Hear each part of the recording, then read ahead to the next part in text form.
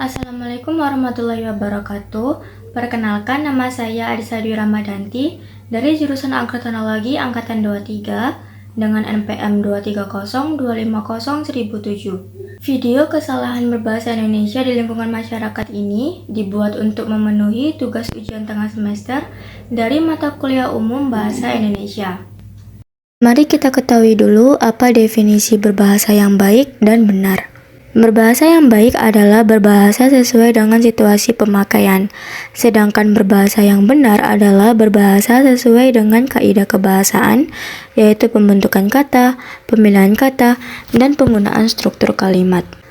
Kesalahan berbahasa Indonesia dibagi menjadi 3 kategori, yaitu kategori linguistik, hiperkorek, dan pleonasme.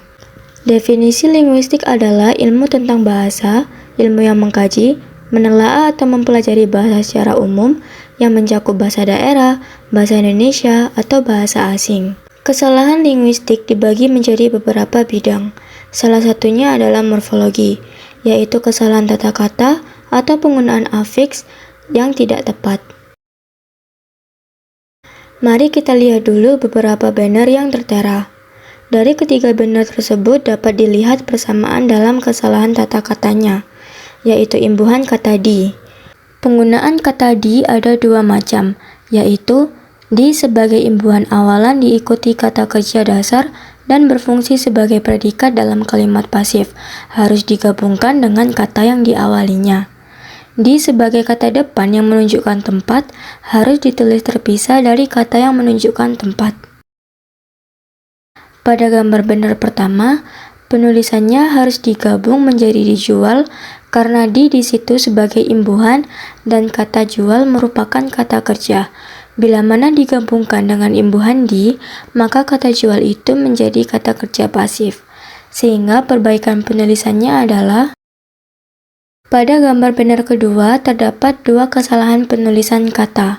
Yang pertama, penulisan di kunci harus digabung karena di sebagai imbuhan awalan dan kunci merupakan kata kerja. Kedua, di sebagai kata depan harus dipisah menjadi di luar karena kata luar menunjukkan tempat. Perbaikan penulisannya adalah: kata dasar penulisan dikontrakan pada banner tersebut adalah kontrak, ditambah akhiran an, jadi dikontrakan kurang lebih artinya berada di dalam rumah atau bangunan yang sedang disewa atau dikontrak.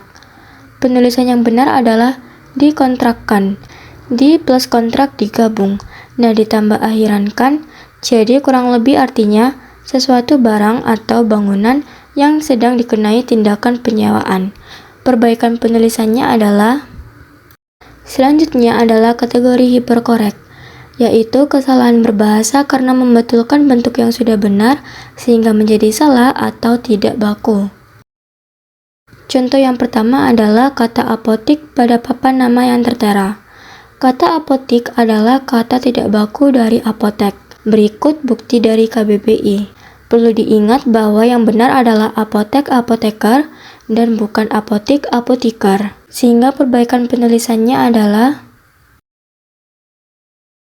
pada contoh kedua terlihat kata reparasi dan velitur yang merupakan kata tidak baku dari reparasi dan velitur.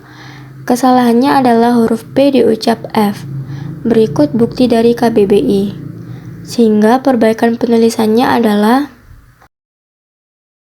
contoh kesalahan penulisan ini sangat beragam dan sering kita temui di pinggir jalan. Fotokopi adalah bahasa asing yang artinya hasil penggandaan fotografis terhadap barang cetakan atau tulisan. Sehingga penulisan yang benar adalah fotokopi dari terjemahan fotokopi. Foto plus kopi harus digabung agar tidak menjadi makna yang berbeda. Kategori yang terakhir adalah pleonasme, yaitu kesalahan berbahasa karena penggunaan kata atau kalimat berlebih, sehingga hal tersebut bisa dikatakan sebagai pemborosan kata atau kalimat tidak efektif. Contoh bentuk pleonasme yang pertama adalah terdapat 2 atau lebih kata bersinonim dalam satu kalimat. Contohnya, mulai sejak hari Rabu kemarin, Wina datang terlambat.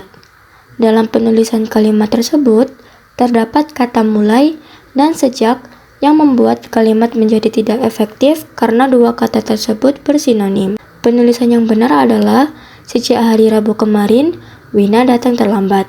Kedua adalah pengulangan bentuk jamak. Contohnya, semua anak-anak sudah bersiap mengikuti pelajaran hari ini. Penulisan kalimat tersebut tidak efektif karena terdapat kata semua dan anak-anak, padahal seperti yang kita tahu, kedua kata tersebut menunjukkan jumlah yang lebih dari satu. Jadi seharusnya salah satu dari dua kata tersebut dihilangkan. Penulisan yang benar adalah anak-anak sudah bersiap mengikuti pelajaran hari ini. Yang ketiga adalah bersifat berlebihan karena menjelaskan lagi kalimat yang sudah jelas maknanya.